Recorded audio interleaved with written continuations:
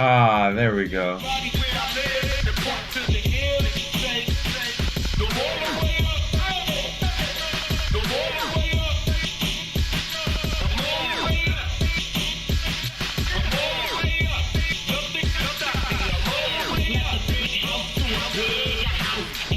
What's up, YouTube?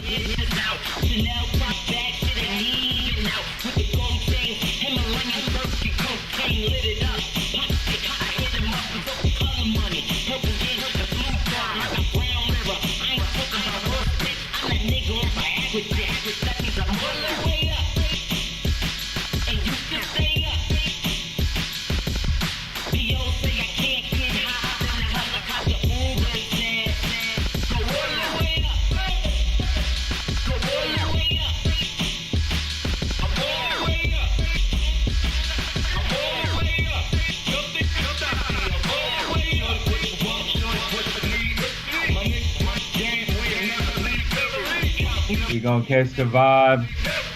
Don't think anybody's gonna come up in here. Algorithm popping. So who gives a fuck? Caught Corona.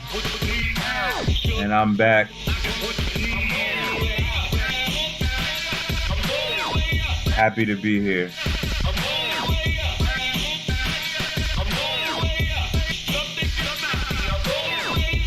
We're gonna let this bitch roll again.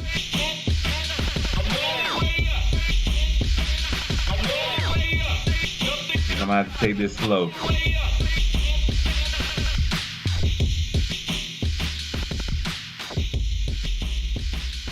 Yeah, we're gonna let this cycle back through. You know what I'm saying?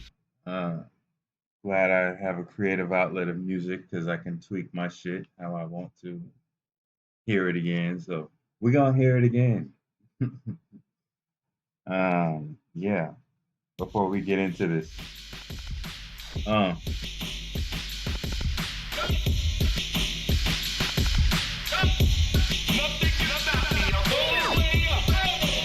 Shouts out to my daughter.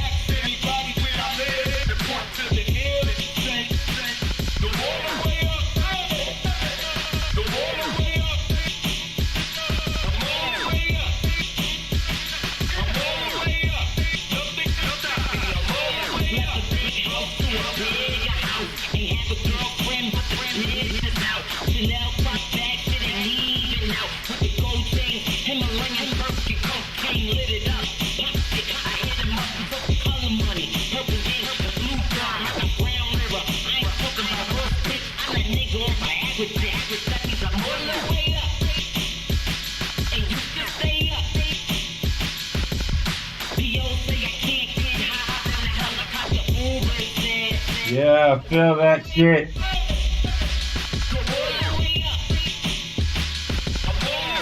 If you don't feel that shit, you ain't alive, bitch.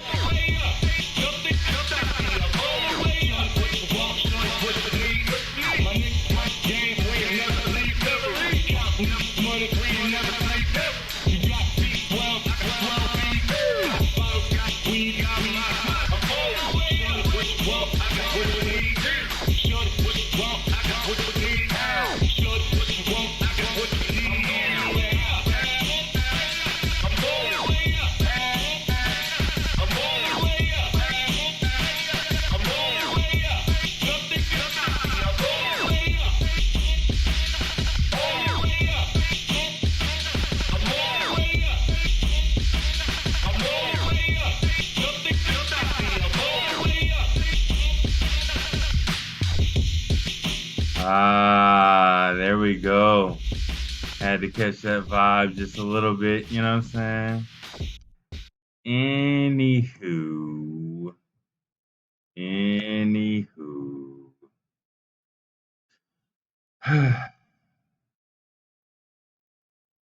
So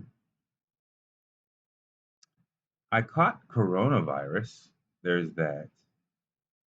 As an unvaccinated person. Um, Probably there's other aspects to this that I'm not going to go into, but my circumstances were the most scariest shit I've ever dealt with in my entire fucking life. Um, it's one thing to believe that you're going to pass away and die. It's another thing to have very good cause to believe that you're going to pass away and die. Um, because those thoughts become extremely real. I'm still dealing with um, completely clearing my system of COVID 19. Um, but it was the most scariest shit that's ever happened to me in my entire fucking life. So, unfortunately, I'm going to have to advance an unpopular opinion amongst, um, my people. And, it is what it is on that regard. I've already prefaced that it's going to be an unpopular opinion. And so, yeah, it is what it is. But we'll get to that when we get to it. So, having COVID-19 as a unvaccinated person, first of all, I see how people die, all right, from this virus very seriously. So they start off with like having, very low blood oxygen levels. Um, and so they're being placed on oxygen low flow. And so they look at their little finger meter that gives them their blood ox and their beats per minute, and it just keeps on probably diving and diving and diving. Um, yeah, thank you, Isis. Um, so run about 93, 94, you know what I'm saying? They probably think to themselves, man, I can't get my blood oxygen up a little bit higher, can't get it up higher. Then it keeps on diving, keeps on diving. All of a sudden, they find themselves on a little bit more liters of low flow oxygen. Then the doctors are thinking about, oh, well, no, got to put them on high flow. Probably at this point, they're coughing like crazy. Been in the situation where you're like breathing very, very rapidly to try to get the air inside of you without disturbing your lungs. Um, because then you don't want to induce coughing, and so you end up being very, very tired in that situation. So I'm assuming that that's probably also what happens with those individuals, where they're just breathing so rapidly and trying to breathe so shallowly and rapidly that they just end up getting extremely tired. Their lungs. So they end up transitioning from the high flow to the ventilator, and they're probably thinking to themselves, oh my God, oh my God, oh my God. If they induce me into a coma to put me in this ventilator, I may not actually ever get off of it. They have to talk to their families. They have to call their families, and they have to go on the ventilator because their blood oxygen levels are just so low that they can't really do much about it. Probably steroids isn't helping, If they did the remdesivir, it's not helping.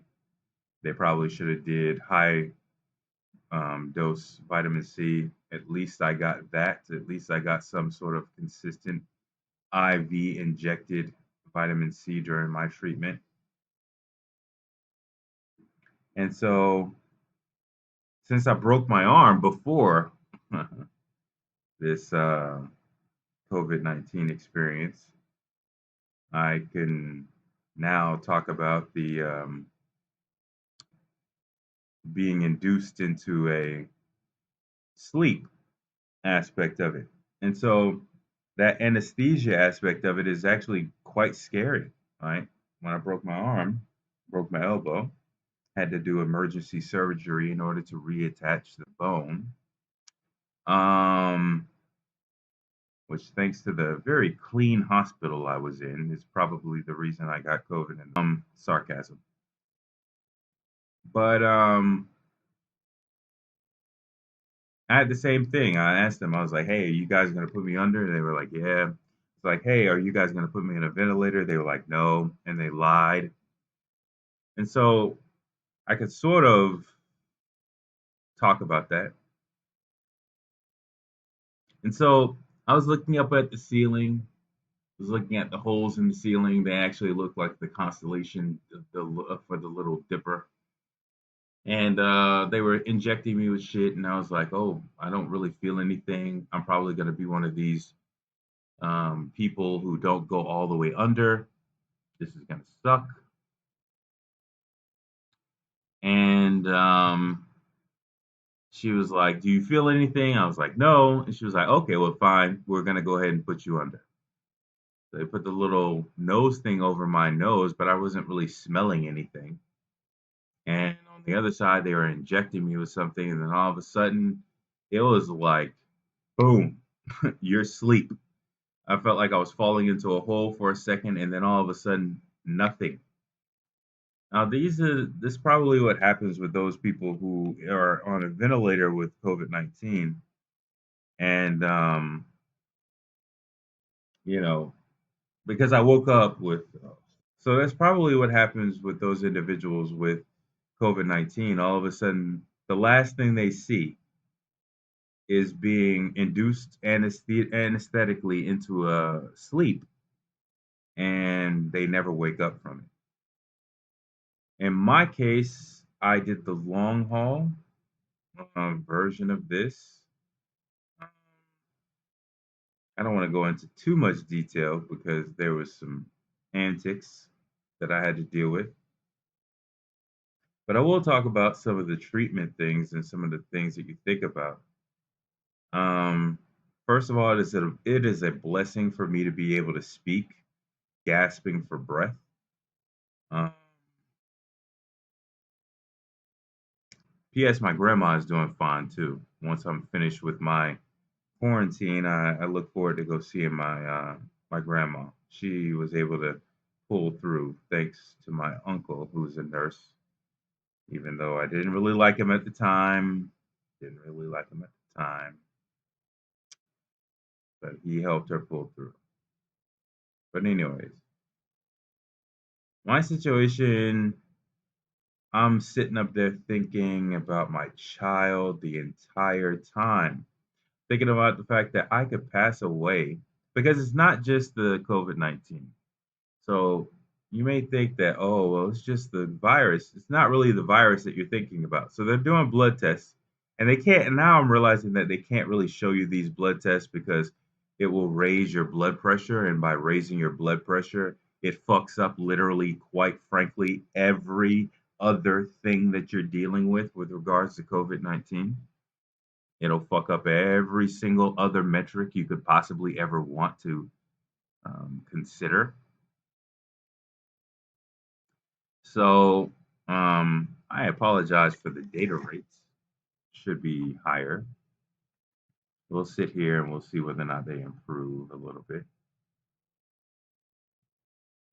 Let me see. Is this? Oh, it is. It's not really going as smoothly as I possibly can. But okay, it's recorded. So unfortunately, if it's fucked up, it's fucked up. But you're sitting there thinking to yourself, you know, I could die from this shit. Um, and you can't really, like I was saying, you really can't have access to a large amount of information because the more information they give you, the more it may raise your blood pressure. And if it raises your blood pressure, it could be bad for your liver, it could be bad for your kidneys, it could be bad for your heart, clearly. It could also be bad for your lungs. But the score that I was looking at in my case was a D dimer score. That score tells you how much blood clotting you have to deal with. Mine went well above 2,000. If you know anything about blood clotting and D dimer scores and all that good stuff, um, that means that you're eligible for a stroke in your future. Um, yeah, so that's not good, clearly.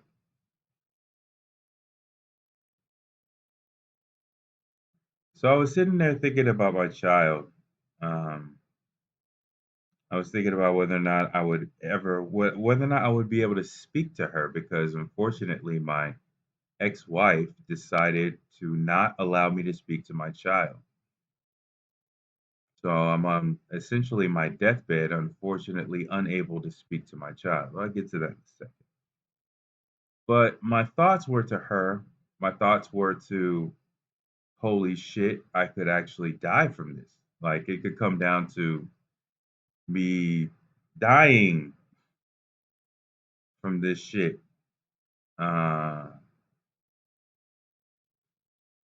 and obviously me not wanting to die, me thinking that I was too young to die and all this other stuff, but realizing that these values, these blood oxygen values could easily creep down and I can easily find myself in a very, very bad situation very, very quickly. Um, and I wouldn't be able to speak to my child.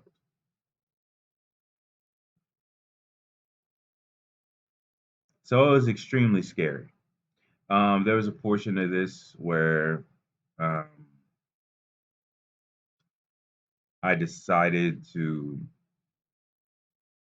seek another opinion during this process. Very dangerous, but I needed to make sure that I covered myself and covered my bases. And that was the definitely most scariest portion of it, and the portion that I felt like I definitely was going to pass away and die from this situation. Um,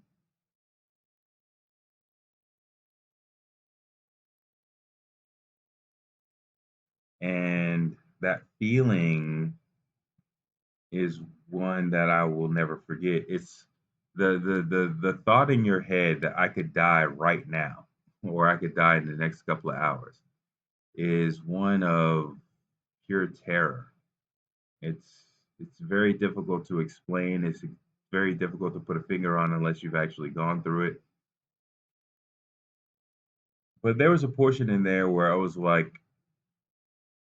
I don't give a fuck if I die. Um, I smell fuck shit. And if I smell fuck shit, then I'm going to um, act accordingly. And you know, anybody who knows me knows that I don't mind walking on the grass and doing whatever the fuck I need to do in order to find an answer. So I was able to make it through this, but not in the ideal way. Um, not in the ideal way. I realized that a large amount of what I would leave behind is my creative aspects. A large amount of what I would leave behind is, you know, those creative endeavors of mine. And I definitely have a lot more value for those things. Um, but let's transition into children, shall we? Um, because my ex-wife, who's an attorney, um, decided to not allow me to speak to my daughter. Now, I was talking to my auntie about this situation, and she was trying to act as a facilitator in the situation, and she did a very great job. I love my auntie Lisa. She did an awesome fucking job with that, considering who she was dealing with. She remained a neutral party and still remains a neutral party with regards to the situation, and I love her for it. Um, but she reached out to my ex-wife to try to have me have a conversation with my daughter, and unfortunately, my ex-wife decided not to allow me to have a conversation with my daughter or any conversation whatsoever. Um, in fact, my ex-wife wanted to go into um, rehashing our relationship for whatever reason, um, as opposed to staying focused on our child. I don't know why. I can gather a guess, um, but I'll say as the official answer is I don't know why she decided to do that or focus on that. And there are other things to be focused on. But my auntie did a very good job of trying to mitigate the situation, at least opening the door for a wasted opportunity. Um,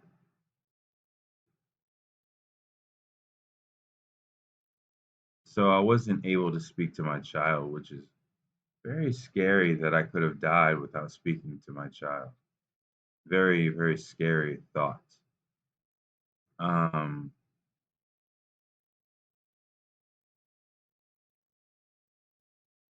in this process now, as I sit, I've lost like 60 to 65 pounds in the course of like 2.5 weeks. Not good in any way, shape, fashion, or form. I mean, I'm trying to maintain it, but you know, still not good. Not good at all. Broken arm, 65 pounds down, and recovering from COVID-19 is not a runway model combination there. Um,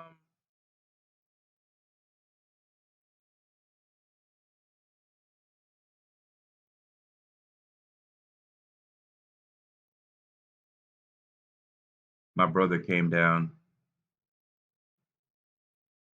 did a very good job. Small issues, small issues with my brother always, but his heart is always in the right place when it comes down to his big brother.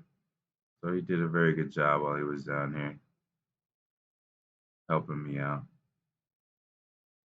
But you know, the good thing is, with the exception of my child, been able to reconnect with a large amount of my family. There's a large amount of issues between us that really are not that important anymore. Um,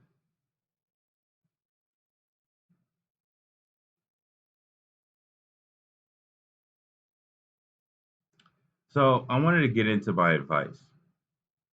This is going to be unpopular advice, but quite qualified, quite qualified.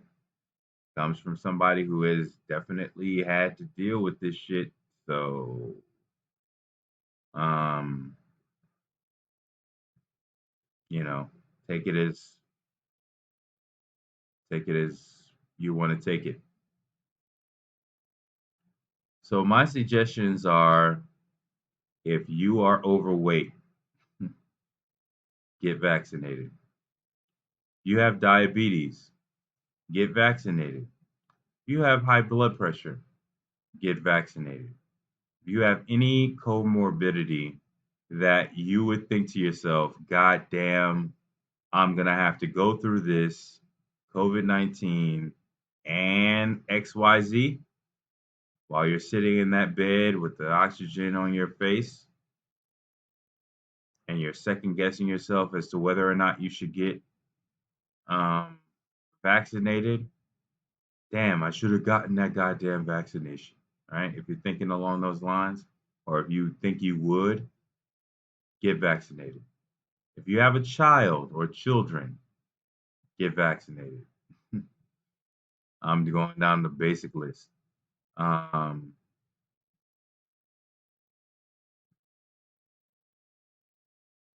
the reason why is because your level of regret is not going to stop the progress of this disease and this virus. Um, and if, of course, there's still breakthrough cases. Of course, there are still people who are dying from who've actually already been vaccinated. Um, but in the situation that I was going through, had I known that that's the type of shit I would have had to deal with, at least being vaccinated as a possible placebo from the thought of dying, maybe having a severe illness, but not necessarily dying, even if it only had a placebo effect. Trust me, I think it's worth it to even have that. For those people with diabetes, I would like to remind you that there are vaccinations for pneumonia specifically. Um, so there are vaccinations from bacterial pneumonia, so that you are eligible for receiving if you are a person who is um, a diabetic. But this is going to be, again, an unpopular opinion. Um, doesn't fit the narrative, right? Um, but as somebody who went through that, um, I've had so many CT scans. I don't know whether or not I could have a child at this point.